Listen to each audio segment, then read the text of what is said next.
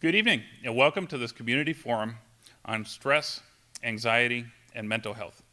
My name is Jason Strinesty, and it's my honor to serve as principal of Bishop Girton High School, and we are honored to host Dartmouth-Hitchcock Health and the Reconnection Project for tonight's forum. We will begin with a series of speakers who will present various angles of the youth mental health issue, and then we will transition to a panel discussion of the issues discussed and the mental health issues during the pandemic that are experienced by young people. If throughout you have questions that you would like to see raised in the virtual forum at the end, please feel free to type them into the chat window at any time. This forum was inspired by REACT, Dartmouth-Hitchcock's mental health awareness campaign, led by former New Hampshire Chief Justice of the Supreme Court, John Broderick, who has spoken to more than 100,000 students throughout New England about the steps that they can take when they or someone they care about is experiencing mental health challenges. Judge Broderick's aim has been to reduce the stigma around mental health. Our first speaker tonight is Chief Justice Broderick himself. He will begin by presenting us with a video that describes the work he has done throughout the state, and then he will share some remarks with us. Judge Broderick, welcome.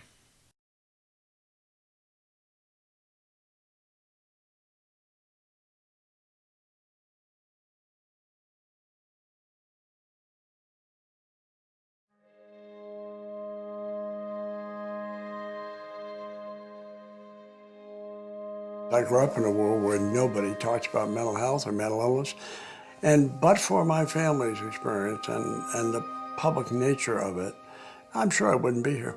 It is my pleasure to now introduce Judge John Broderick.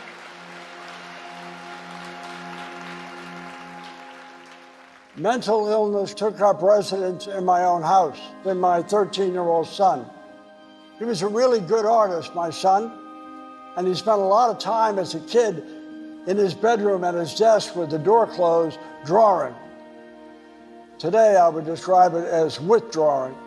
We just saw it as he was an artist. He was much more quiet, much more reserved, and we didn't do anything to change it. We just thought that's who he was. We knew that creative people, really creative people, oftentimes march to the beat of a different drummer, and that was Christian.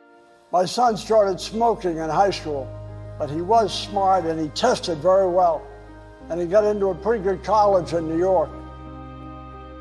When he went to college, he started drinking. I mean, it was serious drinking. And we didn't know enough about mental illness to even think, I wonder if he has a mental health problem. I knew nothing about mental illness, neither did my wife. He used to say to us, Dad, if I didn't have these feelings, I wouldn't be drinking. He didn't know he had a mental health problem. Makes sense when you think about it. How would you know that? When he finally got through college and came home to graduate school in Boston, he lived with us. At that point, he was drinking pretty much every day. We tried rehab, but I look back now and think, how foolish was that? So Patty and I finally reached out to the alcohol experts to say, what do we do? Patty and I were told we had two choices. Put him on the street, hope that turns him around, or let him die drinking with us. And so we thought we had to do the thing that nobody should ever have to do, and that is to put my grown son on the street. And so we did that. We literally put him on the street. It was the hardest decision we ever made, and the single worst decision I have ever made in my lifetime. When he came home, she was drinking as much, if not more. Those underlying mental health problems exploded. I'm sure looking back, he was so frightened we would put him out again, and he knew he couldn't do that. So one night he assaulted me. I went to the intensive care unit at the Elliott Hospital in Manchester. I was in the ICU for 6 or 8 days. I have no memory of that. My master's educated son was arraigned in a public courtroom in Manchester, issued an orange jumpsuit, and sent to the Valley Street Jail. I don't know what the definition in the dictionary is of hopelessness, but I know what it feels like. It was frustrating, it was frightening, it was horrific. My son was at the Valley Street Jail for 6 months. I wasn't allowed to visit him. My wife visited my son at Valley Street when I was in the ICU. He said, Mom, is Dad going to be okay? I can't believe I did that to Dad. I cannot forgive myself. Just tell me he's going to be okay. In the early days, she didn't know. After 6 months, he was taken one morning to the Superior Courthouse in Manchester, where he was going to be sentenced to the state prison. My son came in that morning. I hadn't seen him for 6 months. My wife and I were sitting in the front public row. And he walked over. I stood up with my wife. He gave me a big hug. He said, Dad, I'm so sorry. I don't know why I did that. It broke our hearts because we would just thought we were doing the right things when we weren't. And we realized the damage we had done and the wrong decisions we had made. I said, look, we must have gotten into this as a family, and we're going to get out of it as a family too. If you don't quit, your mother and I won't quit. He said, I won't quit, Dad. He was sentenced to 7.5 to 15 years in the state prison. After 30 days at the prison, you're allowed to have visitors, if appropriate. And we met with the head psychiatrist, 2 social workers, Patty and I, and my son, and Dr. Knoll said, let me tell you what's going on with your son. He said, your son has really serious depression and panic and anxiety that's virtually off the charts. So what he was doing is he was drinking because that was the only thing that gave him relief. It was through the prison that Christian finally stopped the drinking, got the right care, the right medications, and we were hopeful, I think, at that point. It's like it all came into focus. And my own failures came into focus too. I felt like I had a hand in everything. My son's not a bad person who's now suddenly a good person. He's always been a good person. It's not a weakness or a character flaw, it's a health issue, and treatment is possible. This campaign of knowing the 5 signs of mental illness has become a passion for both John and I. We had the same hopes and dreams for each of our boys. Christian's journey just put us on a road that we just never expected to ever be on. I think when this campaign idea came along, I thought maybe the only way out of this fire is to talk about it, to deal with it, and in dealing with it, help other people. Some days I feel like I'm on a fool's errand. Maybe I'm the only one that cares about this. My son has taught me a lot about mental illness. I was pretty ignorant. I'm not ignorant now. I see it now.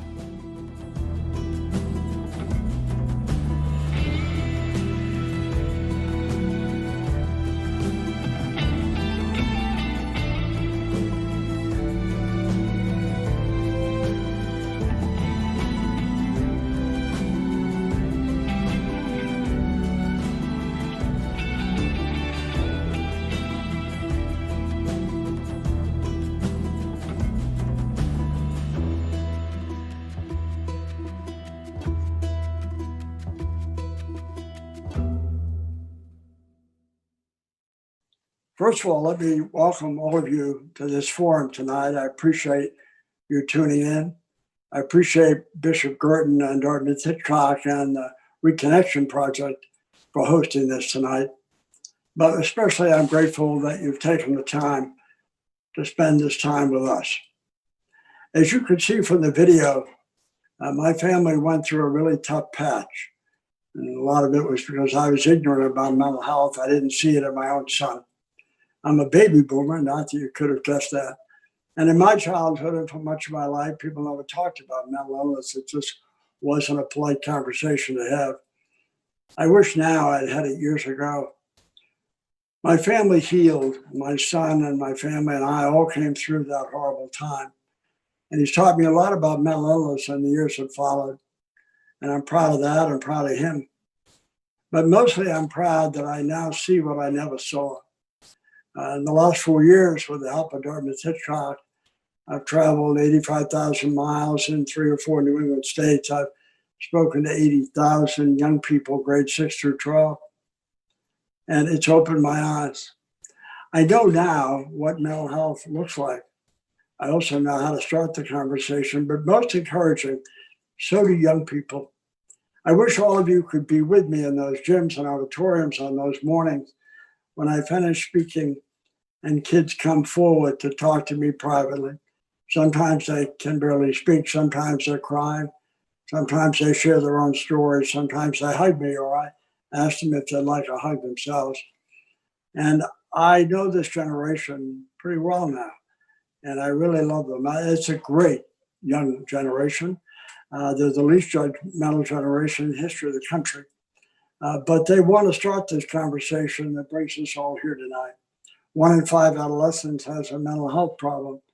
The rate of suicide for people ages 10 to 24 increased 56% in the last decade. More police officers die by suicide in America every year than every other cause in the line of duty combined. We lose 20 veterans a day to suicide in our country. And the question I have is why? Why is that happening? And I don't pretend to have all the answers. Others on this show tonight, on this forum, will be able to explain more of that. But I know that we're not doing it right. That much I'm confident of. And I think at the end of the day, we just need to listen to these kids. They want to tell us, they want to talk to us. And I would encourage all of those listening who have grandchildren or children or spouses to talk to them about how they're doing. And the bottom line is it's okay not to be okay. I know that now. I just know more about what not okay looks like and sounds like than I ever did before. And I hope all of you will look at the 5 signs that I've been spending the last 4 years talking to kids about. And they should appear in this video, and they'll be at the end of the program. The 5 most common signs of mental illness and how all of us should react when we find them. I want a new conversation around mental illness in New Hampshire and in our country. It starts one person at a time. I know that now. And your community could be your family, your extended family, your church, your school, or your town or your city. I need voices. We need to learn more and do more, and we need to listen. It's also important to know that not all the kids that come up to me with the wet eyes have classic signs of mental illness. Many don't, but many are suffering. They're living in a world of stress that I don't remember, and they're living with a lot of externals affecting their life that I don't recall. They need our help too. They need to be part of this dialogue, and we need to focus on that as well. And that will start a journey that will change and save lives. I'm confident of that. In any event, thanks for being part of this tonight. And the speakers on this program are terrific, and I'm grateful to have been included. Our next speaker is Ohio State football coach Ryan Day, who has prepared a short video discussing his Manchester roots, his commitment to talking about mental health and normalizing it, his personal motivations in speaking out, and his thoughts and observations about mental health in the world of athletics. Coach Day. Hi, everybody. This is head football coach Ryan Day from The Ohio State University, and thanks for this opportunity. First off, thanks to Judge Broderick for giving me this opportunity to talk about something I'm very passionate about, and then for everybody here who is taking time out of their busy schedules and this time to talk about something that's very important to all of us. So I grew up in Manchester, grew up in the North End, went to Webster Elementary School, Hillside Junior High, Central High School, and then went on to the University of New Hampshire. And growing up, I lost my father at age 9 to suicide. And growing up, I had some great people around me in the community and in my family, my in-laws, just a lot of people who cared a lot about me growing up, and they held me. But as time went on, I went through a lot of different emotions about my father, anger and resentment. And then as I got older, I realized, he had a disease, and it was mental health issues that he was going on in his life that ultimately took his life. And so as my life went on and I had the opportunity and platform to talk about it, football was something for me that is very much a manly sport, and we don't really talk about that. We see football players who, big, strong, powerful, but they suffer from just as much anxiety, depression, and different issues than anybody out there. And especially ones that are as high profile as the one that I've had the opportunity to be around and coach. And so speaking out on this has been very, very important to me and my wife, Nina, and our family, but also for our team and talking about what it means to, have people to lean on and that it's okay to ask for help. And there's nothing wrong with being, depressed and asking for help and having anxiety and being able to lean on people. So I think that's been really, really important. And then, we've had an opportunity before COVID when the schools were open to have some of our players go out and talk to some of the youth throughout the area in Columbus. And I thought that was really good because, they see these big, strong guys who on social media look like they have the world in the palm of their hand, but in reality, they're just hanging on, just like the rest of us, and that it is okay. And there's no stigma attached to asking for help. And, if, we heard of a friend who, their daughter or son or somebody in their family had cancer, you give them a big hug and you cry with them. But if somebody said, that they had, manic depression in their family or somebody was schizophrenic, right now we're not there. We're not there where we feel the same way. There's an awkwardness to it. And so that's where I think we all got to, get together and help on this. And so I think we're making great progress, but we got a long way to go in breaking those stigmas. And, we all have our role in that, and I take that role very seriously. So I just wanted to share some of those thoughts with you. I think it's important that the word get out and more leaders throughout the community speak up on this and show that this is something that is real. And I think the more of that we do, the better off we're going to be, because mental health really it shows itself in many different ways. It isn't just in self-harm. It's in infidelity. It's in drug use. It's in alcohol use. It's in just struggling at work, struggling at school, and a lot of different other ways. And so we have to use this as a way to teach people you need to be healthy physically, but you need to be healthy mentally. And everybody has mental health. You don't have to have an issue or a disorder to be talking about mental health. We all have this, and it's something we need to work on. And so we need to give people tools and talk about how that it is something that everybody needs to be aware of, and there's no stigma. So I appreciate your time. I certainly appreciate what Judge Broderick has done in the state, certainly in the city of Manchester. Manchester is a place that means a lot to me and my family, and just want to be there to help. And so if anybody ever needs anything or I can ever do anything to help, please don't hesitate to reach out. And I look forward to seeing you guys again soon. Thanks. Nashua South school psychologist Kelly Howard will describe her work there over the last 25 years, and she will discuss the mental health and stress challenges that she sees among the students. She will offer us some thoughts on the scope and breadth of the mental health challenges among adolescents today, and some of her thoughts on the why that underlie what she sees. Hello, my name is Kelly Howard, and I've been asked to participate in this fabulous forum about mental health and wellness, particularly for adolescents. It is certainly a passion of mine, as I've worked in the Nashua community for the last 27 years and doing a variety of different things. Early in my career, I worked in the community mental health system here in Nashua. I also have done clinical trials for medication related to mental health and illness. And for the last 20 years, I've been a school psychologist in the Nashua School District, primarily at the high school level. And I am currently at South, and I am very excited to be able to participate and hopefully share some of my experience. Because I had a lot of families that I meet and talk to and parents, and they say, boy, when I went to school here, when I was in high school, or I remember, back when there was only one high school in Nashua, or I went to BG, or I went wherever I went, they assume it's pretty much the same. And I'm kind of here to share that it is definitely different than when you went. A lot has changed, particularly in terms of students and their mental health and wellness. I've seen a great change, particularly in the last 10 years at least, of an increase in what I would say is things that kind of interrupt for students in their learning, in their family life, and just feeling good about themselves. And I wanted to share some of that with you. One of the big things that I've seen is what I would call unspecified worry. And what that is that kids just, they worry about it, and they're not really sure what they're worried about. It's just a general pervasive feeling. And no matter how many questions adults ask, we can't kind of figure out what the source is.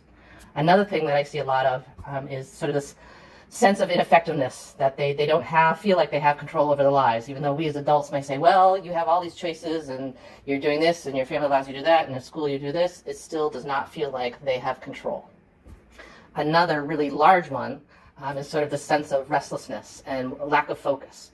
And I say lack of focus not as in sort of your ADHD kind of lack of focus, nor is it really related to technology. As we know, technology certainly has impact on that. It's really they just cannot kind of master their brain, put it together so that they can do what they need to do and get it done in a timely fashion.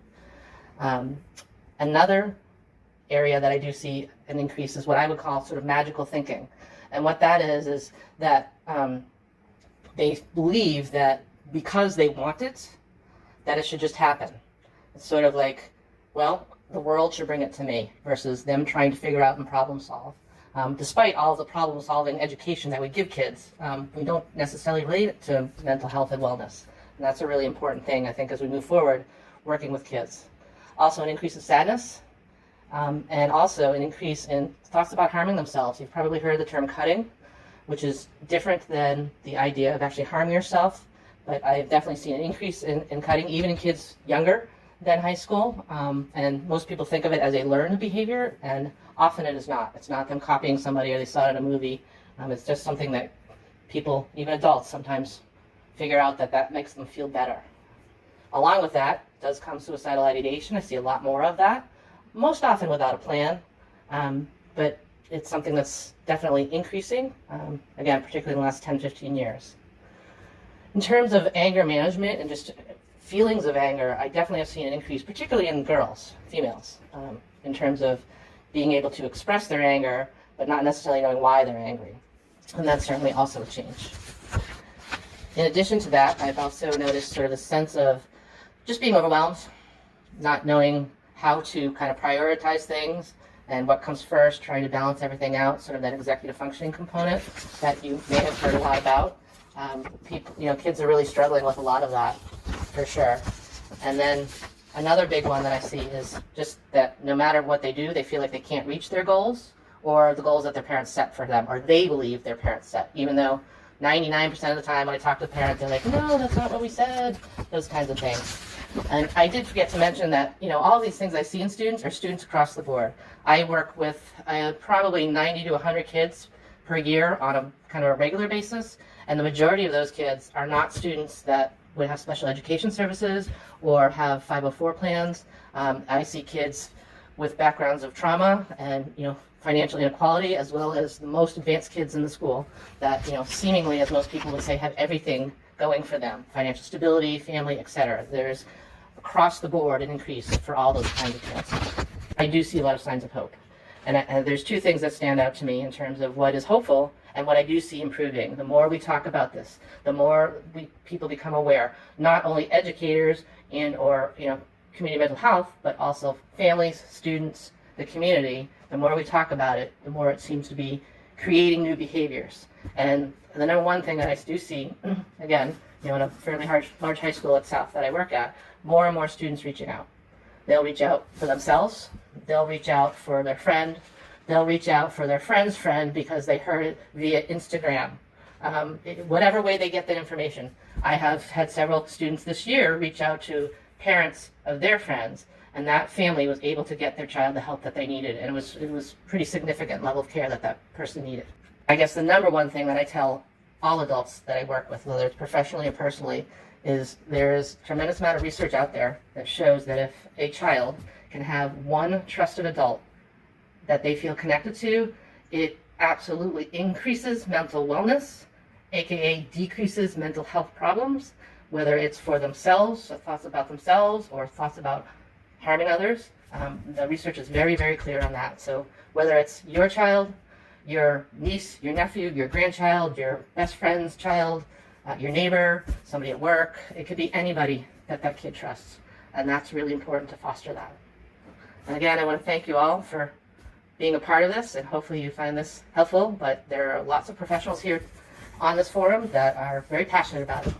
Our next speaker is John Vaccarozza, principal of Manchester High School Central. John heads the most diverse public high school in New Hampshire, the state's largest city. He will describe 4 separate students, real but unidentified, to give listeners a better understanding of the real-world stressors at the high school level. He will reference the mental health challenges experienced by students in his and all high schools in New Hampshire. Good evening, everybody, and I want to say thank you very, very much for having me here as a part of this mental health forum and the discussion that we're going to have. My name is John Vaccarozza, and I'm the principal of Manchester High School Central. As the principal of Central High School, we are the most diverse school across the state of New Hampshire. We have students from all different walks of life, ethnic, race, religion, social, economic, and academic backgrounds. And when we talk about our students, what we're really looking at is the students of New Hampshire. We are the one-stop shop for all students. We encompass who they are and their backgrounds. And over the past 7 years, I've really gotten to know a lot of students, and they've shared stories of who they are, their background, and what they face as individuals. And I want to share some of those stories with you.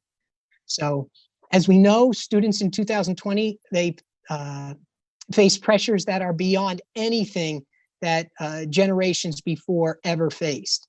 You know, we have a student whose mother worked 2 jobs. She's at home caring for 2 younger siblings. She makes sure they get on the bus in the morning, so she has a delayed opening, and then she also gets the students off the bus in the afternoon, so she's not able to do any after-school activities. She also has a part-time job, and her ultimate goal is to be the first kid in her family to graduate and go to college. But at the current time, money is tight, and there is some pressure for her to stay home and get a job right after high school. We have another student who, you know, in their own words, said everybody thinks they're dumb because they don't speak the language. People don't get this young man. He speaks 3 other languages, but people tend to look down at him. In his culture, people don't always look people in the eyes, as that would be a sign of disrespect. But many times the teachers keep telling him he's being rude because he's not looking at them in the eye. He came from a refugee camp with nothing, and all he has is good intentions. But he also figures that if he keeps quiet, puts his head down, he will get through this so he can someday work and make money. So that's another student of ours. We have a 3-sport honor roll athlete who is a member of multiple clubs. You know, in this individual's own words, they say, I seem to have everything figured out, but I'm not really happy, and I don't have any clue what I want to do in my future. He has incredibly supportive families, but things that he used to do aren't exactly things that are making him the same level of enjoyment that they once did. You know, we have kids who don't fit in. You know, other kids have all these different activities, but this one, he'd rather stay at home and play video games. School's just boring, and he doesn't really want to work. And as long as he stays out of the way for his parents, they don't care. You know, he kind of stopped going to school because no one had been in touch with his family, which proved nobody cares. We've got students who have straight A's and have the hopes of going to Ivy League schools. They spend about 5 hours every night on homework, and then they stay up practicing dance and an instrument. They're a pretty anxious individual, and they don't believe they can talk to their parents about it because they don't want to be a disappointment. We also have students who can be angry. You know, they don't have a home life, and school is really just a place to get into, you know, venting their anger. They know they got friends who they really shouldn't hang out with, but they're looking at the possibility of even joining a gang because that's what their older brothers did. They see the stuff online, the clothes that those other guys got, and they want that. You know, these are some of the students that we have at Central. We have students who are doing incredibly amazing things, and then we have students who are struggling. And we have those at Windham, we have those at Bedford, we have those at Bishop Girton, we have those at Salem and Nashua. They're all over the place. Now you pack on a global pandemic, and you know, now we're really talking about a situation. And these are the members of the next generation, and the problems they all talked about were real. These issues aren't going to leave them. And, as we talk about these issues, I think it's important that we are listening to these students. They spoke to us back in September and they said they're much more aware of what's going on. Everything's at their fingertips, so they always see it. When I was younger, I got a break from things because I was able to go home and maybe I played a sport, but I didn't have to worry about a bad day because I wasn't checking Facebook right away. Well, they are, or they're posting to Instagram or setting out a tweet. So these are things that they deal with. It keeps them a lot more occupied for what they have to be doing. As students, they say they understand mental illness, depression, and anxiety more because people talk about them more than ever before. There are a lot of topics, but they understand them and they know what's happening. I would say for us as a community, they say step one is admitting a problem, and then step two is finding help. Well, I think this generation understands there's a number of problems, and but they also want to understand that, or need to understand that we're here to help them, and as the generations before them, we need to be here. So when I used to go home on a Friday, I looked forward to TGIF with family nights and Full House, Family Matters, Different Strokes, and Growing Pains. Now these guys, they don't have that same options, and I think we need to be there for them. I think we need to understand them, and I think we need to help them out. So I thank you for the time that you guys gave me tonight, and I look forward to more on this conversation. Thank you. Our next speaker is Kelly Untit, Administrator at the New Hampshire Department of Education. She will provide some information and insight into data that is collected by the department regarding the challenges faced by adolescents today. Good evening, everyone. My name is Kelly Untit, and I'm coming to you from the Office of Social and Emotional Wellness at the New Hampshire Department of Education. I wanted to share with you a few pieces of data that can help to inform how you understand the environment that our students are living in.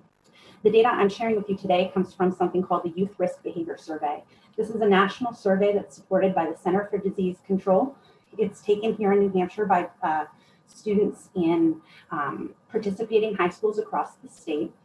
And the survey really is our one opportunity to collect information straight from the mouths of our students about what they're experiencing. So what does the data tell us? In an average New Hampshire high school classroom of 25 students, the data tells us that 8 of those students have lived with someone who has a problem with drug or alcohol. 5 have seriously considered suicide in the past 12 months. 4 have witnessed domestic violence. 2 have a parent or other adult or caregiver in prison or jail. At least 1 has slept away from their parent or guardian's home because they were kicked out, ran away, or abandoned. And 1 has been forced to have sexual intercourse. These are challenging data points and challenging statistics, but it's important to understand what our students are experiencing in order to understand how they're responding to it, and also to understand how we can help. The powerful message here is that there is hope. We know, again, from research, that the number one thing that adults can do in New Hampshire and across the country in order to support the students that we love and care about, and to tip the balance of that equation, is to provide a good, strong, stable relationship with at least one caring adult. So as you collect and understand all of the information and participate in the conversations that we are able to do through this forum, please know that no matter where you are, where you sit, you have the power to change the dynamic and potentially change the trajectory for some of our students. Dr. Thomas Seaman, MD, President of North Shore Pediatrics in Danvers, Mass., will now speak with us. He has been a board-certified pediatrician for the past 28 years and was Boston Magazine's 2005 Best Pediatrician. He has been teaching residents and medical students of Boston's medical schools, as well as other schools in Pennsylvania and New Jersey. He was born and raised in the Merrimack Valley. He's been married for 36 years and is the father of 2 grown children. He's also a great gardener. Welcome, Dr. Seman. Hi, my name is Tom Seaman, pediatrician for 28 years in the Merrimack Valley, born and raised in the area. I see children from birth through 21 years. And in my experience, have seen these kids grow up and hopefully have been able to influence them and allow them to grow and develop as best as they can. What we've been seeing during these last, especially 10 years, has been an increase in generalized anxiety in these kids. They're having increasing difficulty dealing with the general stresses of that's going on. Presently, we're in a pandemic, and so those changes are just exacerbated. But even before all of this, their development, their growing up has all been stifled in some ways by not always having the ability to be out and sharing experiences with their friends. Over the last 2 decades, there have been numerous studies that are being done looking at evaluating children. We've seen that in general, there is an increase in weight in these children by 10 to 15 pounds. And we've even seen blood pressures going up another 10 points. We've seen heart rates going up 10 beats per minute higher than they were 10 years ago. All of these are general signs of stress and anxiety. And a lot of this is really based on what has been going on. Now, what has been going on? Well, children are being asked to observe, see, and deal with things that they generally weren't meant to deal with. This comes in the form of video games that increase the amount of violence that they're being subjected to, and computers which are showing them themes that are oftentimes a little bit more advanced than they should be for someone their age, and then being able to deal with that, which they're having an increasing difficult time with. We're also having difficulties with parents being present. A recent study was showing how parents were spending more time on their electronic devices, and therefore they're not present for their children. Children are dealing with things on their own, which makes it tough. Also, with the parents not being present as much, we're seeing increasing fighting among the children and inability to deal with conflicts that occur outside of the home. Growing up, a generation ago, most often you would come home and, you may or may not do your homework right away, but you would go and you would play with friends. You would have to deal with the difficulties if there weren't enough members to split into 2 teams to play a quick pickup game. Or you would have to figure out what to do if someone was misbehaving and interrupting the rest of the group. But you did that face to face. Now with electronics, we're not seeing that ability to meet face to face, to understand what the other person is going through, to be able to talk to them directly. And with that comes increasing difficulty, poor response time, flaring, temper tantrums, even in the older children, deal with any difficulties. It was also a time where you, in some ways, got what you deserved, in that if you participated in sports and you did a good job, you may be recognized with an award or some sort of trophy. If you didn't participate, you weren't recognized except being a member of that team. There was a period of time not too long ago where kids who are now in their teens and early 20s got trophies for just being present on a team, even if they only showed up once or twice. There was this sense of fairness that happened, that tried to be promoted. But what fairness was there? If one person was there every day and working hard, even after the team went, versus those who showed up maybe once or twice, it really was unfair for them. But they still thought that everything needed to be fair. In these cases now, these kids don't know what fair is. They don't understand the hierarchy of what happens if you work a little bit, if you work a lot, if you give that extra amount. And so their expectations are that everyone will be taking care of them. I'm seeing more children having difficulties going to school and leaving the nest in some ways, that not being able to deal with her roommate because he's not bending to their whims, or neither one of them know how to compromise. School is difficult, as it always is, especially if you're away at college or at boarding school. But being able to learn how to take care of yourself is vital for your entire life. Time management and being responsible is not seen as much anymore. Kids oftentimes come home and they want their parents to fix what happened at college, without really understanding that, much of what was happening was of their own device. And so these children are staying home. They're trying to find what to do. They're going from job to job. I'm not saying all teens or all college students are doing this. There just seems to be an uptick in what's happening. Kids need to see a consequence, good or bad, a pat on the back, a word of praise. But they also need to see the consequence if they didn't do well, but not just being told they didn't do well. They need to be guided. And that's part of what's lacking. Parents aren't really sure how to do it. They're not comfortable giving bad news. They too are feeling uncomfortable and not knowing how to face their child. More and more their jobs are being involved with electronics, and they're having increasing difficulties. And this is then seen across the board with things happening both at school and teachers having difficulties, coaches having difficulties, and then I hear about it when I'm in school, when I'm in my office and they're coming from school. We need to be able to get these kids back into some sense. They need to understand consequence. They need to understand what needs to be done. They need to see that as authorities, whether it is the teacher, the parent, or whatever, that we are there to help them. We are there to bring things to what they need.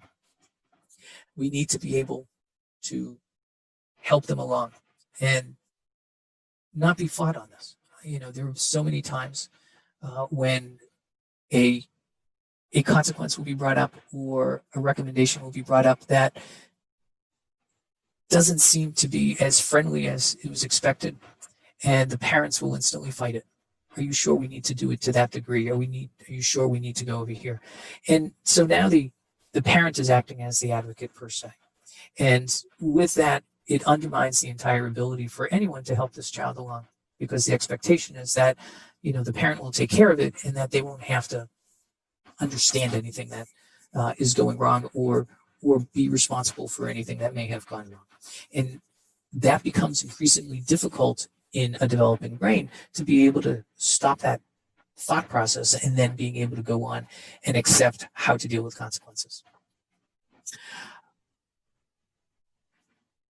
We need to get these children to understand. We need to give them limits. We need to give them a consequence. We need to get them to understand what they do matters.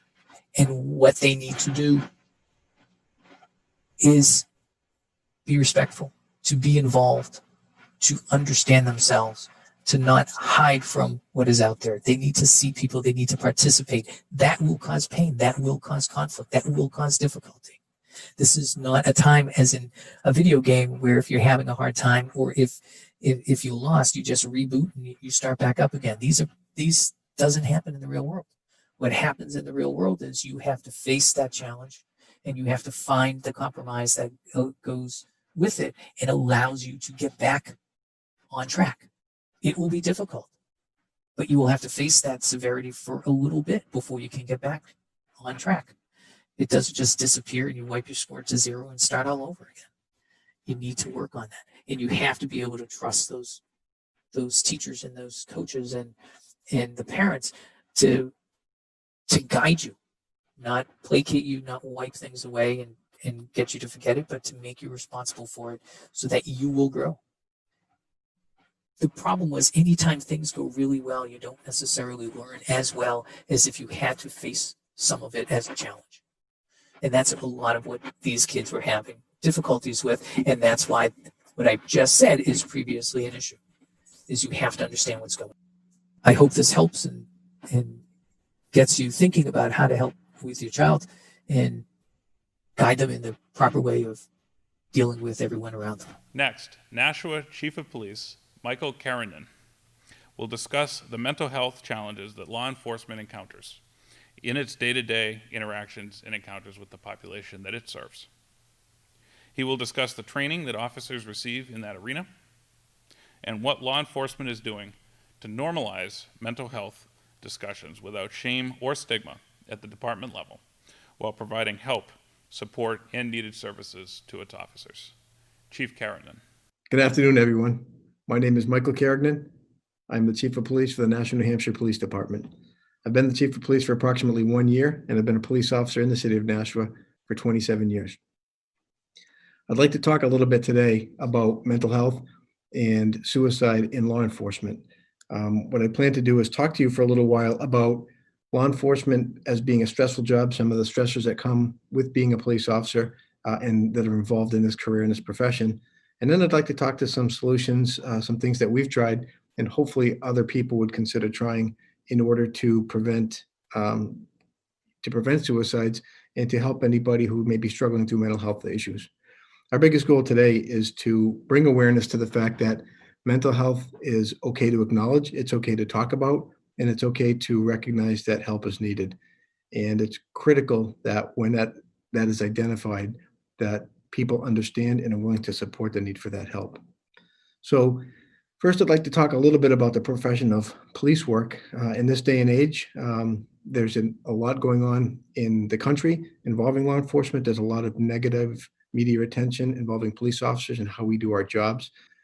Law enforcement is a career that takes its toll over the long term. We like to call it death by a thousand cuts. Basically, police officers are forced day in and day out to go to calls that are involving people's problems. Now, everybody has a different crisis and deals with it in different ways. Some may be large, some may be small. A police officer doesn't know what they get when they're responding to those calls. 1 minute they could be handling a call where a child was sexually assaulted. The next minute they're going to a call where a neighbor's dog is defecating on their lawn. We have to maintain the same composure, and we have to be able to handle each situation and help that person through whatever crisis they feel they're going through. And that's important for them. It's important for us to understand that whatever the issue is, it's important to them and we have to assist them through it, but it takes its toll. Every time we go to those calls, we're famous for being able to shut our emotions off and really not be a part of picking a side one way or another. Each time we go to a different call, we have to reset the clock and go back in an unemotional state. Well, those emotions do take a toll. They do build up and they do come inside. But years and years of working on the street causes us to be able to hide any emotions or any feelings we have very well.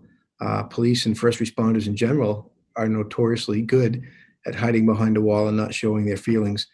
So when it becomes a toll on their own mental health, it's easy for us to hide and to have nobody recognize it. Well, that's problematic because we're not one to talk about our problems and we're not one to seek help, and that's dangerous. And suicide among law enforcement is the number one killer for law enforcement officers and in the country, more so than police officers being killed in the line of duty. So one of the things I'd like to talk about today is some of the things that law enforcement can do, but also any first responders or even bigger than that, any company, any corporation, anybody can do to kind of minimize some of those stressors that jobs have. And I use law enforcement because that's where all my experience is, but other first responders, it could be, in this stage, it could be long-term care facility workers, it could be teachers, it could be firefighters, it could be doctors. There's any number of industries that have to deal with this trauma and hide it to be able to effectively manage situations and give people the comfort they deserve. So a couple of things that we've done in Nashua. One of the biggest things is to develop an overall wellness program.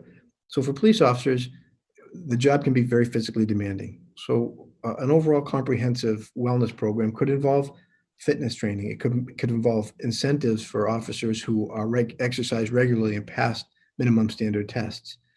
It also can include things like nutrition information, sleep information.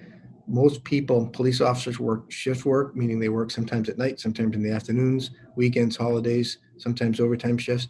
It takes a toll on your body long-term if you're not getting a lot of sleep. So it's important for us to remind people and continuously through their career, educate them on the dangers of not getting enough sleep or how to eat better. What are some options if you're working third shift that you can have for food and maybe prepare your meals? Finally, I think the biggest thing that we can do as any leader in any leadership position in an organization is to make sure it's very clear to every single employee that you support their wellness and that you support any mental health or issues that they may have. I think it's important for employees to know that you have their back. People in police work tend to hide their emotions out of practice and out of fear of repercussions. And by that, I mean, if they think they admit a weakness to having the death of a child bother them. They think if they show that weakness, they won't be able to progress through the ranks or be promoted or have a successful career. It's important for us as leaders to make sure it's very clear that our employees know and understand and believe that we will support them through any issues. If you have an officer or an employee that's going through any type of issues, whether it be alcohol issues, substance misuse, anxiety, depression, eating disorders, anything, it's important that you as an organization let them know that you support them while they get their help, support their families while they get help, and make sure that they know when they get back to where they need to be mentally, they're going to come back to their career and they're going to progress like nothing happened. I think with that ability to convey that message to your employees and demonstrate it time and time again, people will start to believe it, and therefore they'll be more ready to get help. And ultimately, at the end of the day, we want people to recognize that mental health is a critical issue, and depression and anything that could lead to suicide are critical issues in your wellness. If you know you're being supported and you know you can get help, it's easier to recognize it, accept it, and get the help that you need. You need to depend on the support from everybody. And as leaders of organizations, we need to know that it comes from us directly. So as I'm talking about managing a police department, and I've also talked a lot about managing any industry, it doesn't only apply to the workplace. I'm a father of 3. I have a 19-year-old and I have 16-year-old twins. It's important as a parent to understand that we know and we can acknowledge that our kids may be suffering from stressors. There's a lot going on in this world right now. There's a lot going on with the COVID-19, with just the national attention towards anti-law enforcement, insecurities. People are losing sports. People are stuck inside. There's a lot of tension and anxiety, and it needs to be the responsibility of our parents to look at our kids and say, hey, it's okay to be upset by this. It's okay to be anxious. It's okay to be nervous. We can talk about it. If it's something that you let them know that the issues are valid, you can have a conversation with each other and work through the issues. And maybe the wisdom of the parents and the experience of the parents can give that child some comfort and some peace of mind and have them be less anxious. But it's just as important for us as parents to act like we're the administration of a major corporation. We care about our kids. We love our kids. We know that they're going through stuff. We need to be available to them and be able to get them to talk to us.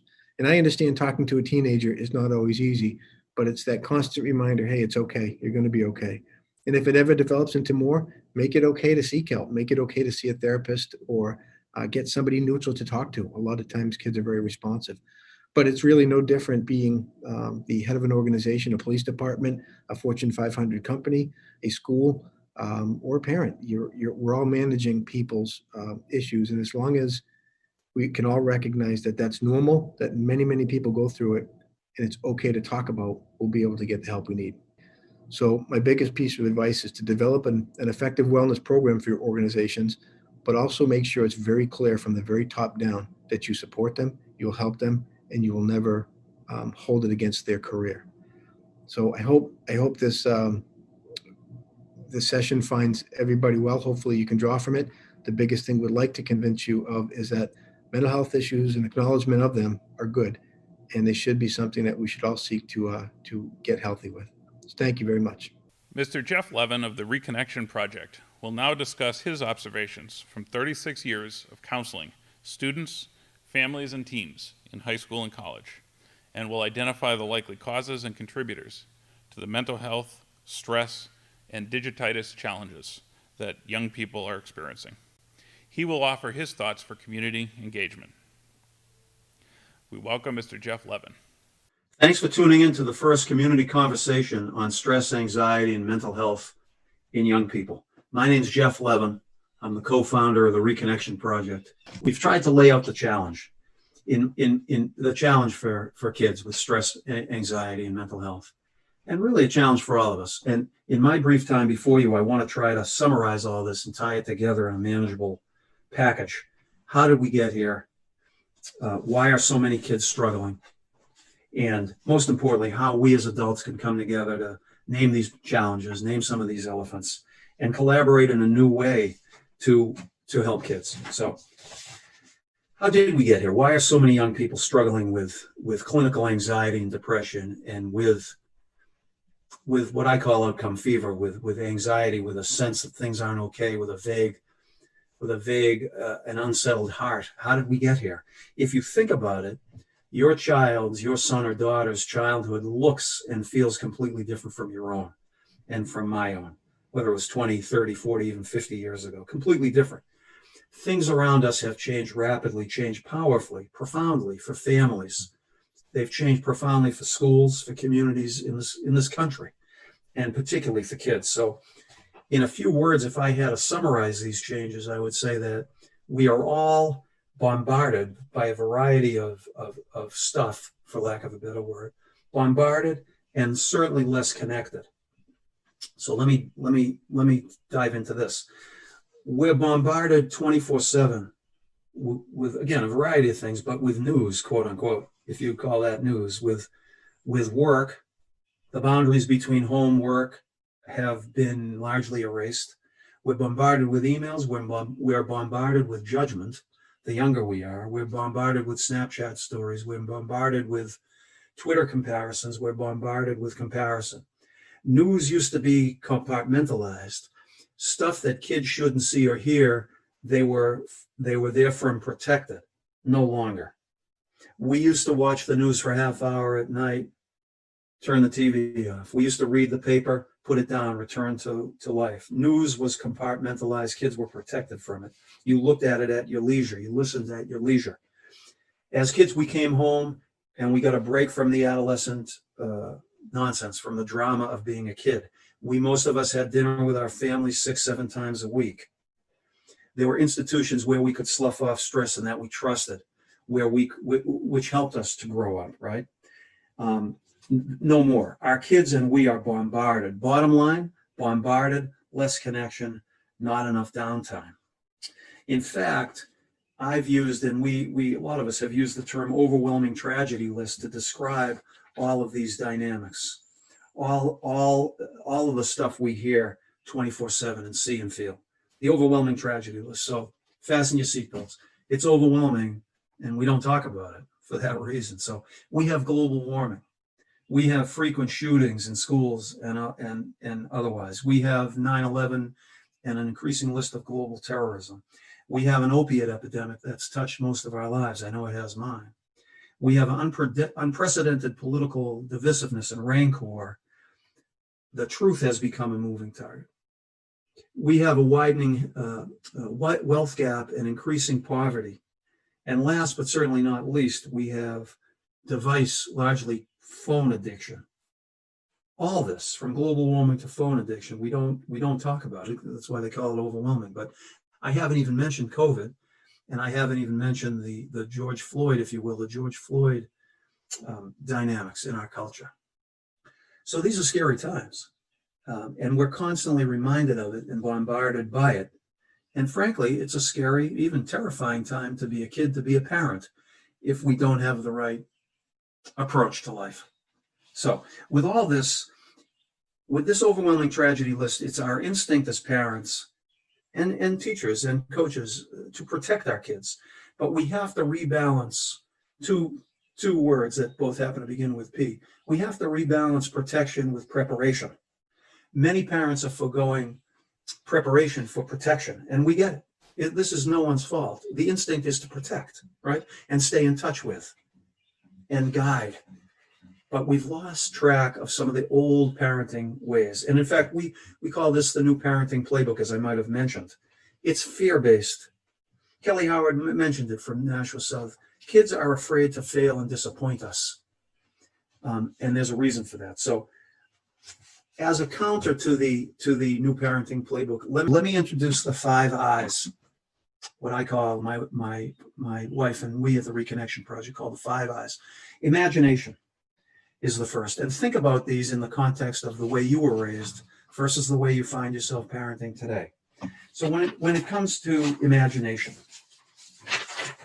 excuse me one sec. When it comes to imagination, how often are modern parents telling our kids, go outside and play, just be home for dinner, i.e. use your imagination, figure it out, have fun, design your own activities? Not as often as we used to. The second I, independence.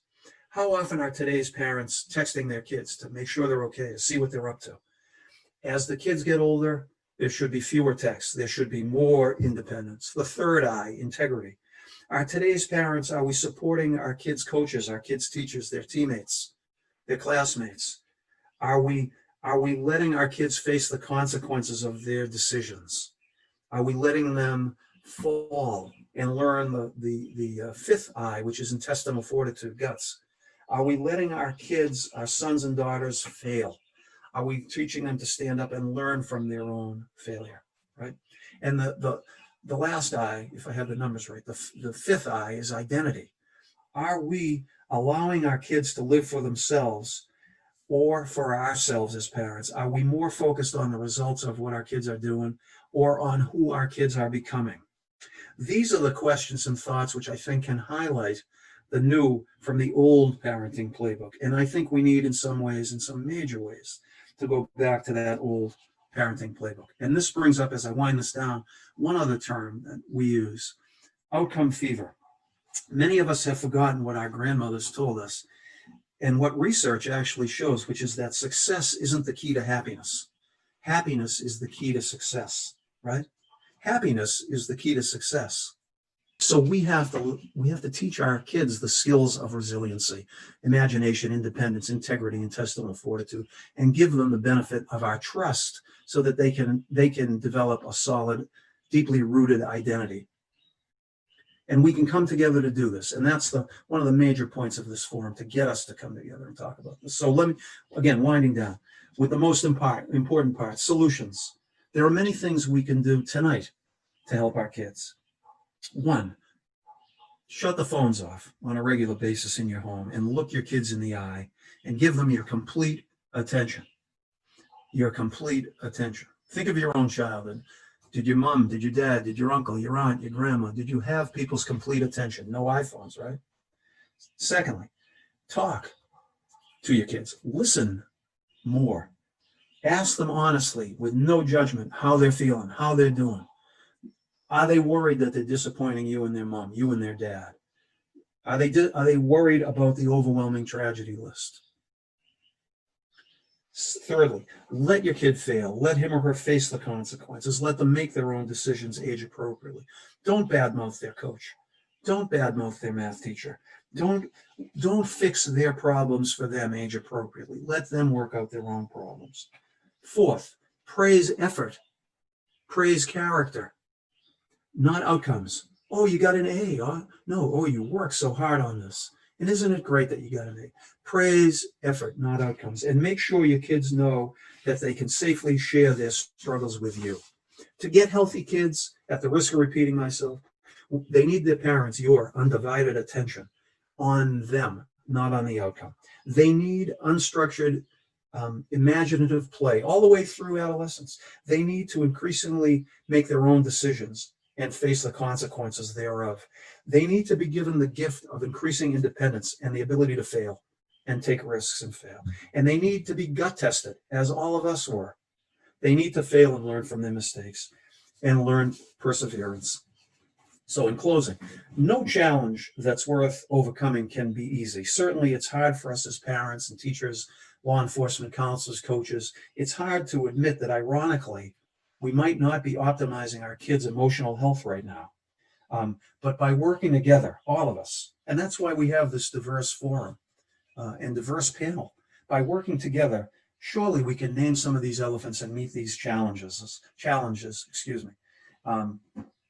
Anything that's worth facing, we've got to come together for the kids. That's my point. So thanks for tuning in. We look forward to, and we invite your continued involvement. Following the forum that's upcoming, Judge Broderick and I will briefly come on and let you know how you can be in touch with us if you want to be part of this discussion. Thanks very much. At this time, we will be transitioning to our live panel. Once again, if you have questions or observations that you'd like the panel to discuss, please feel free to type them into the YouTube chat on your screen. Mr. Jeff Levin, the last speaker, will also be the moderator of the panel, and so I will turn this program over to him from this point forward. Thank you to all of you for attending tonight for this important conversation. We hope this has been an informative discussion, and now we look forward to hearing from some experts in the field as they decompress some of the issues that were discussed in this program. Thank you very much and have a great night.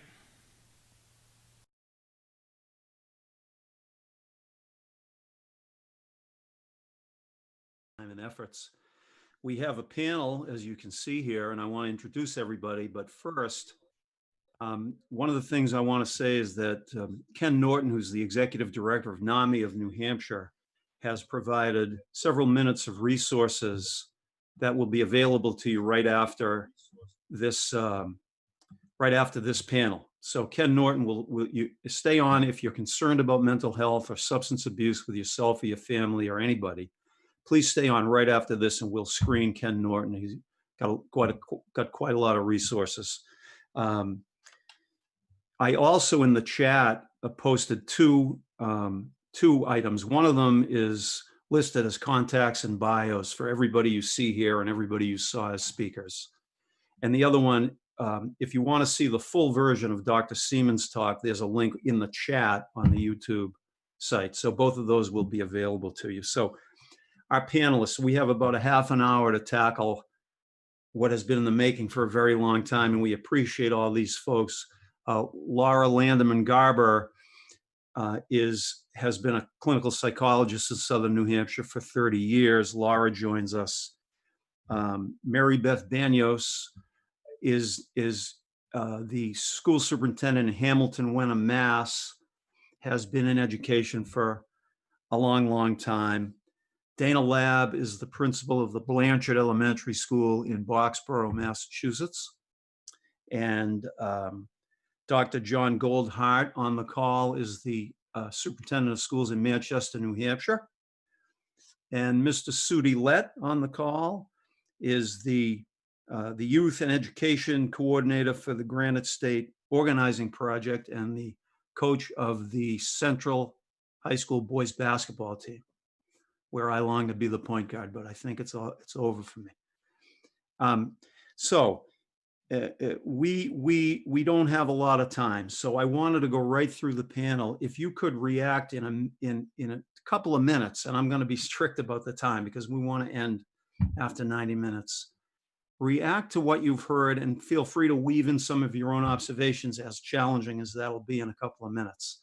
So that's one of 3 questions. And then at the end, Judge Broderick and I will wrap up the forum. And again, thanks for watching. So Laura, would you like to go first? A couple of minutes, your reactions, your brief observations. Sure. I just want to thank everybody for engaging in this wonderful conversation. This is just starting. You got to continue this conversation. And, the overall, points, those set points of normalize talking about mental health, talking about feelings, to, provide a connection. That's so important. My work as a psychologist for years, that connection, even if it's a little one, try and make it with your kids and to help them become resilient so they can get through these very tough times. With those things, you'll come to a place of hope, which is really important. What I'd like to do here is just offer a little opportunity of some ideas that I've worked with families and kids with during better times, and these are certainly tougher times. Let's do some concrete ideas here, some stress busters. Let's role model for our children how it is to talk about feelings. Don't burden them with them. Don't make them the parents, but talk about your feelings. I had a tough day. Here's what I'm doing. Have dinners together, have picnics outside, even when they go back to school, even if it's remote. Get some family time together, get a question jar, have the kids write down questions, and you put some in there that are important ones that they need to answer. Like, I have 3 wishes. What do I do when a friend doesn't wear a mask? And everybody gets to pull a question out of the jar.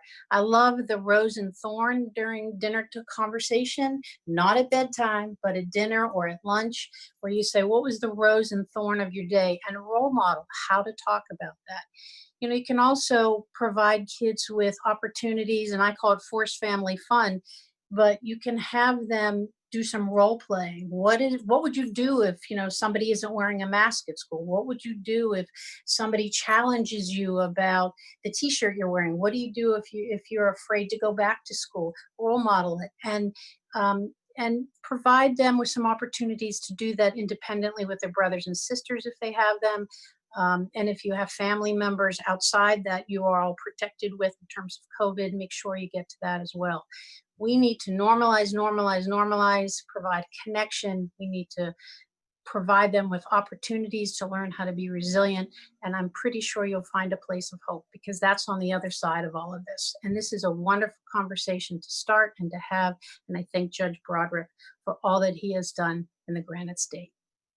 Laura, thank you. Thank you very, very much for that. Let me go next to Sudi Lett, if I could. A couple of minutes of your reactions and observations, and we're going to talk about solutions after as well. But go ahead, Sudi. First, I wanted to say I was really worried about following up, Laura. That was an awesome observation. The things that I was really thinking about was that, oftentimes we focus on a job title, a principal, a teacher, a parent, or a cop, or whatever it is, and we forget that these are just people.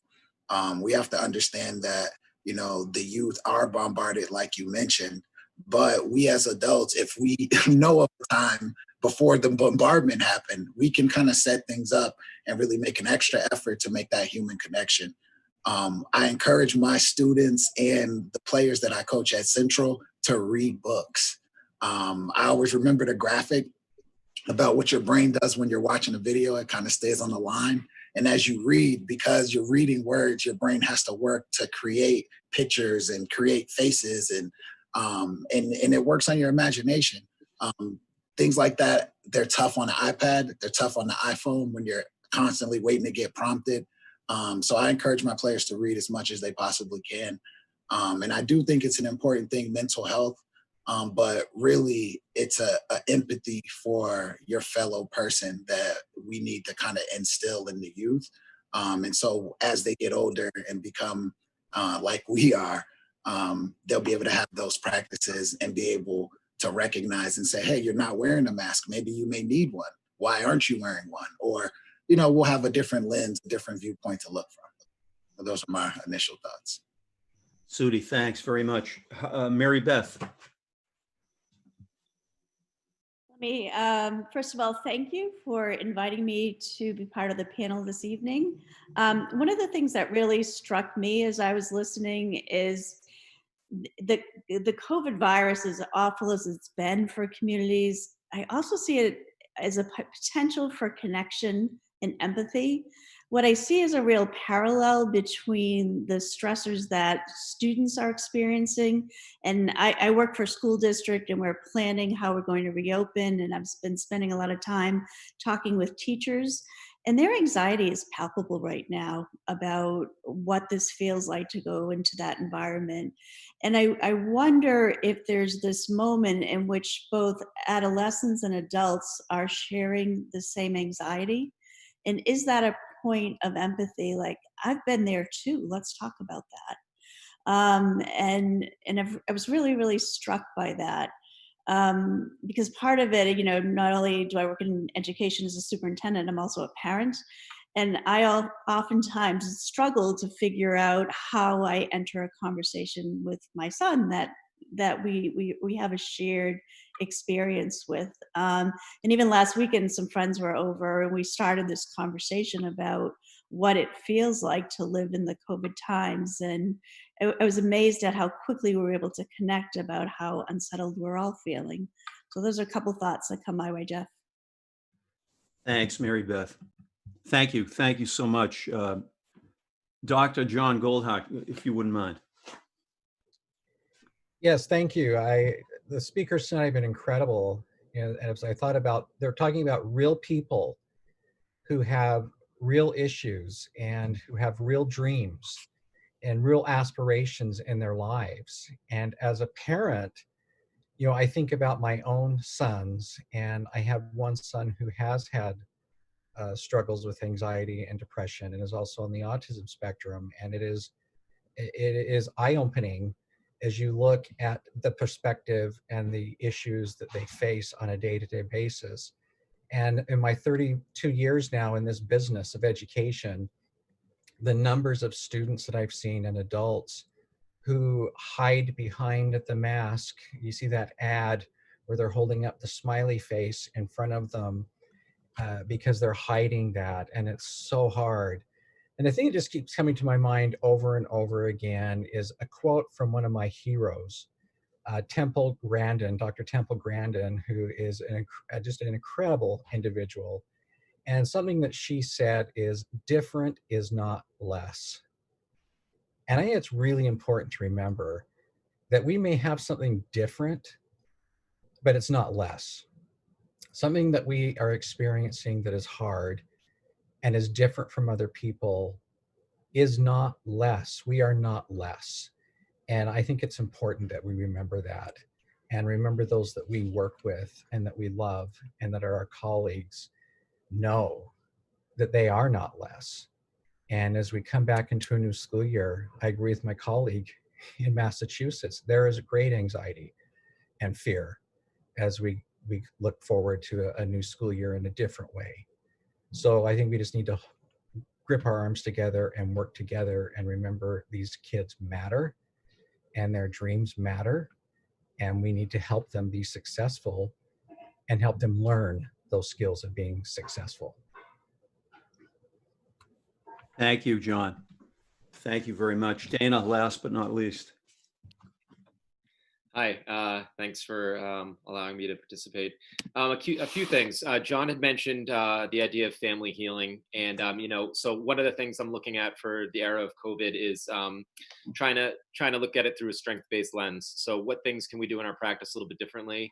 We're going to be tending to all constituents, not just students. So, Mary Beth talked about communication being such a big piece and connection. That's all that we're solely going to be focused on as we invite kids back, but as well as families. And a recent article I read by David Kessler talked about how you help your team and communicate with them. It's called Helping Your Team Heal.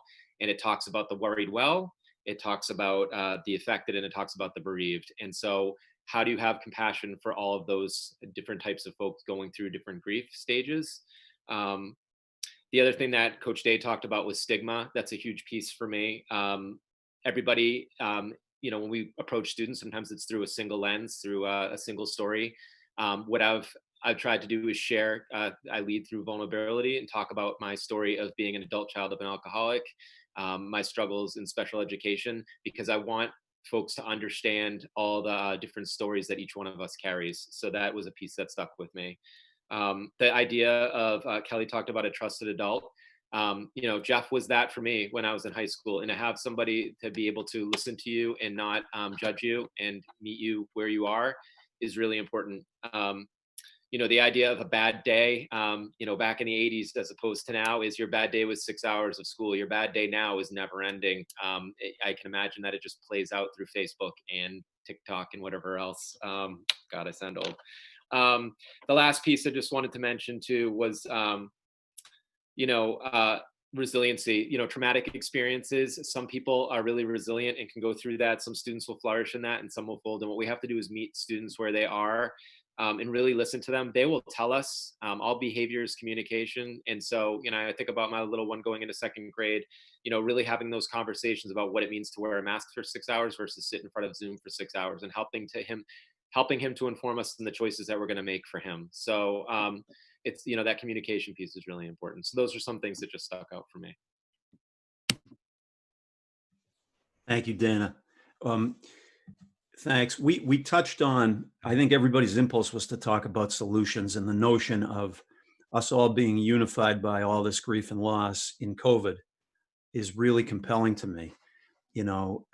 We put a lot of work into this forum, and there were a lot of folks listening, and it's really, really deeply meaningful. I as one of the oldest guys on the call, I've been sort of watching this culture change for 10, 15, 20 years, and I felt like it was not going in a good direction. And to have all these wonderful, smart people having this conversation, and I pray it can continue. But let me ask you guys something. If there are any other observations on how has COVID amplified the stress and anxiety and mental health of kids? A lot of you touched on it, but does anybody, and I'm trying to see everyone, does anyone want to weigh in on the COVID question? Go ahead, Laura. You hear me. I've been practicing for three plus decades as a psychologist working with children and teens and their families. And one of the things that gives them, all of us actually, a lot of comfort is structure, consistency, predictability. And because COVID has thrown that up in the air, and there's a lot of other things going on in our communities right now, the more we can provide that for our children, the better. I mean, our teachers are needing it. They need our support. Our first responders, like Chief Michael said, I think those three things, predictability, consistency, and structure, will really be helpful in a time when all of that is very fragile and gray. And I think, Dana, you're right. Some people are more resilient with that or not. And we need to be able to address kids and teens and grownups where they are at and take them on that journey from there. Thanks for that. Any other observations on the COVID amplification question? Yeah, Sudi. I just wanted to highlight that the COVID-19 economic impact on the families has severely harmed, the children. I work with children directly. Some of our children have told me that because of the dynamics of their household, they're not able to get work done. Even though they know that COVID-19 is very real, very dangerous, they also know that not having their education is very real and very dangerous. And so I have students that are teenagers and they're forced to try to make really, tough decisions that there isn't a right answer. You want to go and get an extra job to help your family because financially they need it, but on the one hand, you need to know how to add, subtract, multiply, and divide coherently. So to see children have to make these type of choices on a stress level, it's through the roof. Anything else on, Mary Beth? I was just going to offer that as part of our work in terms of trying to prepare to reopen schools. We've been doing a lot of surveying of families in terms of what is your thinking about being totally in person, being totally remote. And we've had comment sections open. So I've had an opportunity to read family stories. And it runs the gamut from, my children need to be back in school. I'm worried about them. I see signs of depression. They're not functioning well. I hear in other parts of the survey, my child can't come to school because our family has a medical condition, and if they go to school, we can't take the risk. And you hear these stories of students, of families that are really struggling to figure out how to maneuver some really difficult waters. Thanks for that. Any other final comments on the virus? Laura, you got your hand up? Sorry. I did, and I don't mean to take too much time, but I think, Jeff, you talked about grief and loss. And I think that everybody is on some level talking about that. There's a lot of grief and loss, whether it's a loss of sports teams or friend circles or jobs or, pets that they had in the school classroom, whatever it is, their librarian, their connections to a DARE program. Those journeys of grief and loss need to be addressed. And I think that leaves our children, our communities at risk. So please, I ask folks to pay attention for the red flags. It may not be as direct as you think, but look if kids are sleeping or eating. Are they regressing? Are they needing more cuddles? Are they cutting? Are they saying that they're suicidal? Whatever it is, pay attention, because those are very profound. And with grief and loss comes anger and anxiety and depression. At the other end will come hope and community. But we need to go through this, and there's going to be, I think there's going to be some backlash in terms of mental health concerns. Thank you. Anybody else on the COVID question? We're going to go until 8:35. We're just going to end up being 5 minutes over. So I'm going to go out on a limb here and attempt to share the screen in a second. I'm really moved by the fact that we are having this forum, and whether 100 people are watching or 10 or 1,000, is immaterial to me, because I think we can get some momentum from this conversation. It would be evident to anybody if we were raising kids in a house where the roof leaked and the stove didn't work and the food was going sour in the refrigerator and the plumbing was rotten. And if nobody said anything about those issues, it would be crazy making for kids. I think we can agree on that. And I feel like, and I'm getting confirmation in this call, that for some years now, we've been working on this overwhelming tragedy list that includes unmentionable ideas that kids shouldn't even be dealing with.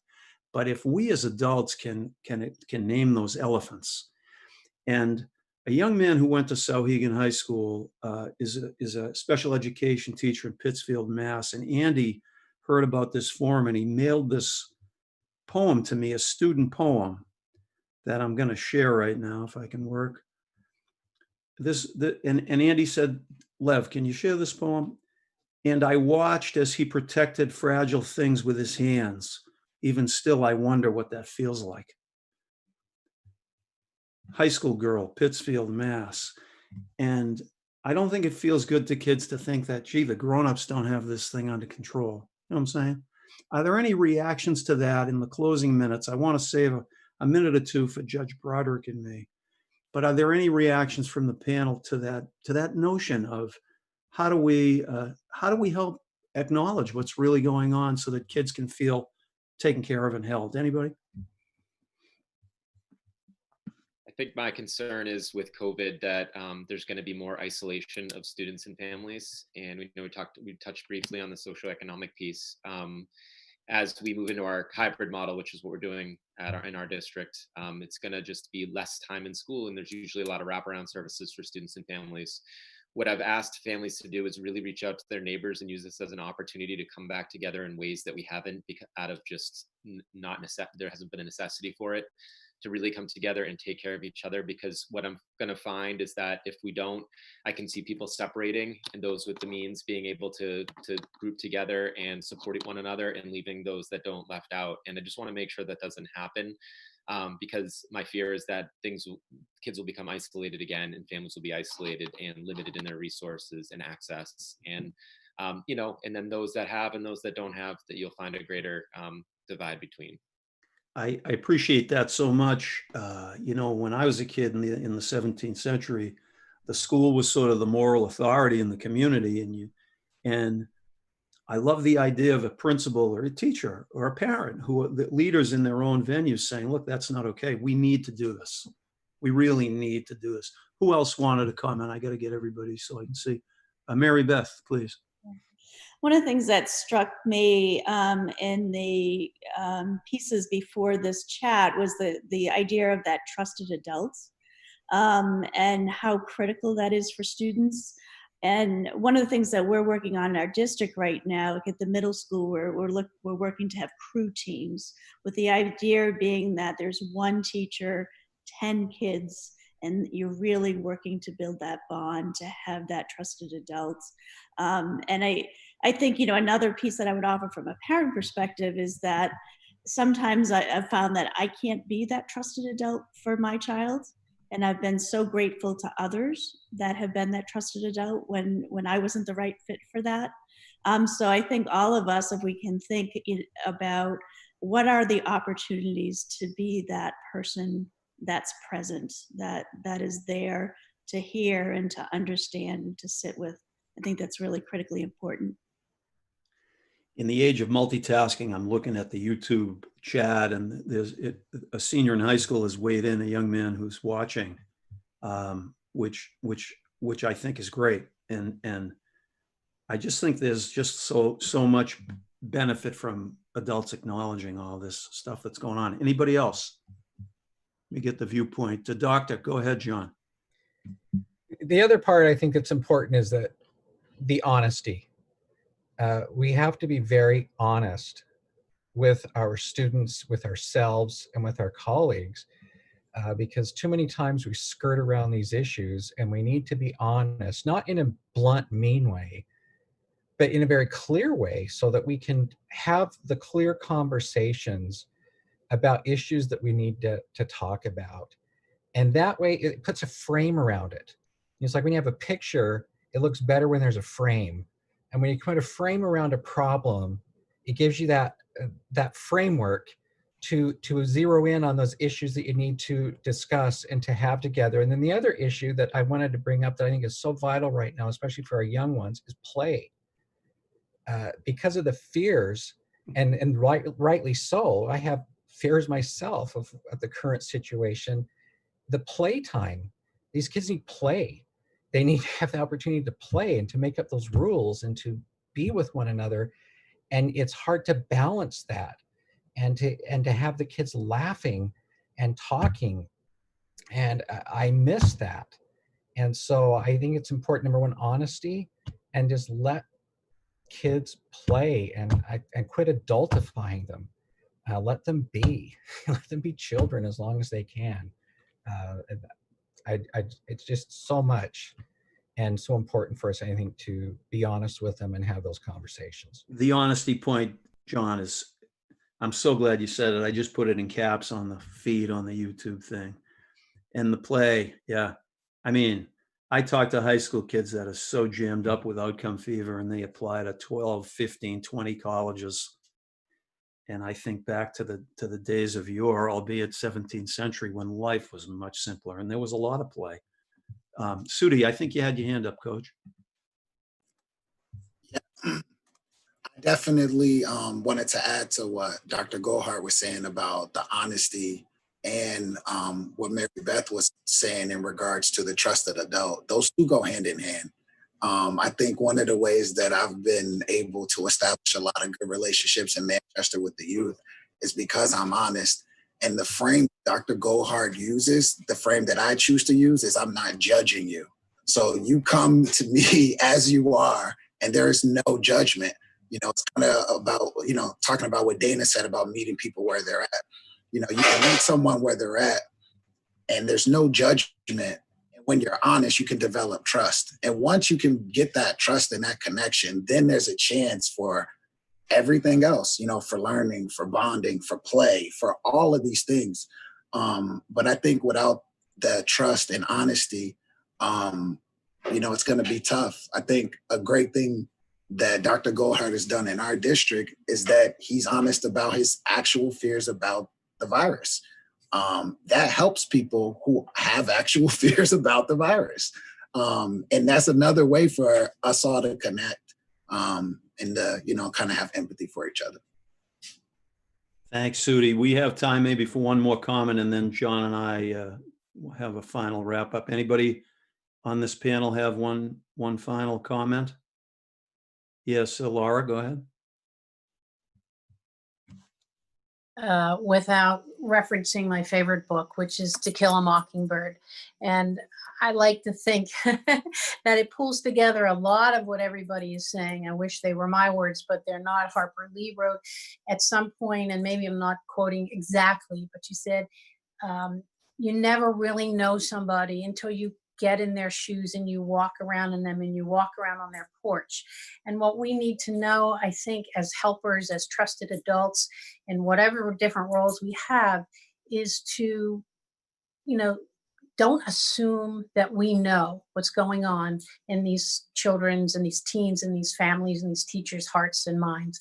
We need to ask them. We need, like you said, to be honest. We need to be trusted. We need to address issues like COVID fears and racial concerns that are going on, and just all that is going on, the divisiveness in the world. So take a moment and sit back before you leap in and say, let me get a sense of what they're doing on their porch, walking around in their shoes. I like it. Thank you so much to all the panelists and, of course, to all the speakers. Judge Broderick is in the waiting room somewhere on Zoom. Judge, our producer, Mr. Strinesty, is going to, I think, make John appear. There he is. I'm here now. Can you hear me? Yes, we can. Excellent. Yeah, I'll just make just a couple of comments. First of all, unfortunately, I'm older than anybody on this panel tonight. That's happening more and more often to me. But I just want to say how engaged I have been in this entire program tonight.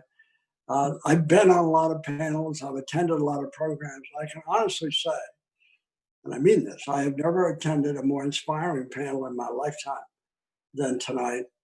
And the fact that those folks are accomplished, were here and open and honest, and all the speakers, it's really remarkable. And it lets me have real hope that a conversation can finally break out without shame or stigma, and that hope is real, because we need to take ownership of this problem, which we can address. I want to thank Bishop Girton, especially Jason, the principal there. He's been amazing. I want to thank my co-host here, Jeff Levin, and the Reconnection Project. I want to thank Dartmouth Hitchcock that's made my mission the last 4 years now really possible. It changed my life, to be honest about it. And I want to thank all the people, adults and young people, who took the time to join us tonight. This will be recorded, it has been recorded, and it will be able to be shared. I hope you'll share it. Ken Norton, Jeff mentioned, is the head of NAMI, New Hampshire, will follow this program. It's a 5-minute video. Ken Norton, by the way, is one of my mental health heroes in New Hampshire. He's an amazing man. He's going to provide you with resources if you need them. But mostly, I hope that we can really start and continue what's happened this evening. Keep this conversation going. That's my hope. But thank you for being part of it tonight, all of you who participated and all of you who listened. Thanks, John. And I'll take the last word. And again, thank everybody, panelists and speakers, and thank everybody for watching. Stay tuned for Ken Norton if you want, and look in the chat section of the YouTube video. You can see Dr. Seaman's full talk. And if you want to get in touch with anybody, any speakers or panelists, or Judge Broderick or myself, there's a link that you can click. I put it in caps as far as bios and contact info in the chat on the YouTube video. We really, if you were stirred by this conversation in any way, shape, or form, please get in touch with one of us, with any of the panelists or speakers, Judge Broderick or myself, and we want to keep this thing going. So thanks again to Jason and Brandon Wilcox, his trusty engineer, without whom this never would have happened. Thanks very much for watching, and good night. Enjoy the evening. Hello, I'm Ken Norton from NAMI, New Hampshire, the National Alliance on Mental Illness, and I'm honored to be asked to participate in this event by Judge Broderick, who's one of my heroes. There are 3 really important messages that I want to share with you. The first is that it's okay not to feel okay, and it's absolutely okay to ask for help. The second is that you are not alone. 1 in 5 people have a mental health condition, and it often impacts on their families and the people that love them as well. While COVID has presented a number of challenges for all of us, please know that mental health help is available. Whether it's you personally or someone you care about, organizations and programs which offer mental health treatment and support have remained open and ready to provide help and supports. While some have limited in-person visits, almost all have expanded their telehealth offerings by phone, FaceTime, Zoom, or other online supports.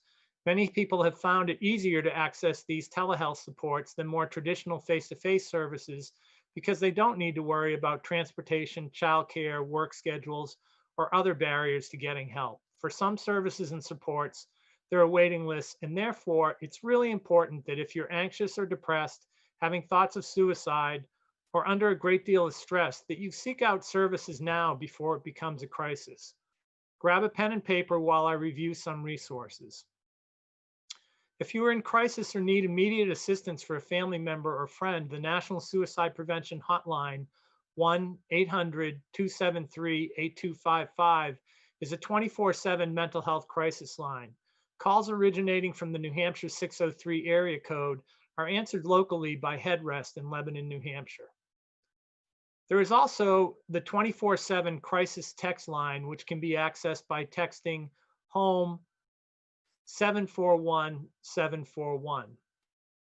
In the Nashua area, there's also a mental health mobile crisis team operated by Harbor Homes, which can generally come to you or your home and provide assessment and support. The phone number is 603-816-01 They may also be able to provide brief respite housing for individuals having a mental health emergency. The Greater Nashua Mental Health Center provides a wide range of mental health services and supports, as well as crisis services in some situations. They can be reached at 603-889-6147. They also provide emergency services 24/7 at 1-800-762-8191. And they also offer bilingual services in Spanish. The Doorway offers treatment and supports for substance use disorders. It can be reached at 211, which is also a general resource line for other supports such as homelessness. There's also peer support available statewide from the 10 regional peer support agencies. They provide a variety of programs and supports offered by individuals with mental health conditions who have been trained to provide support to others. The program in the Nashua area is HEARTS, and it can be reached by calling 603-882-8400. NAMI New Hampshire, the National Alliance on Mental Illness, provides support groups and educational programs for people with mental illness, as well as for their caregivers and family members. We also have an information and resource line which can link people to mental health services around the state, including mental health centers, mobile crisis teams, and peer support agencies outside of the Nashua area. You can find more information at www.NAMI-NH.org.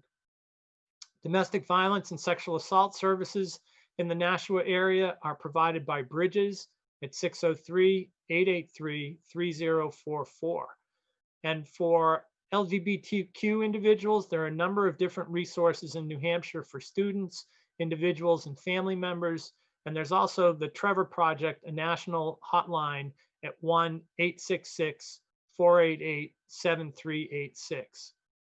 For information about special education services, the Parent Information Center is available. They have a number of resources on their website, and their phone number is 603-224-7005.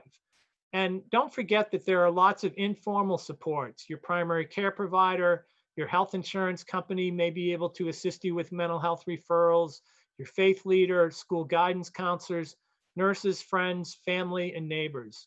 You're not alone. Please reach out. Thanks a lot.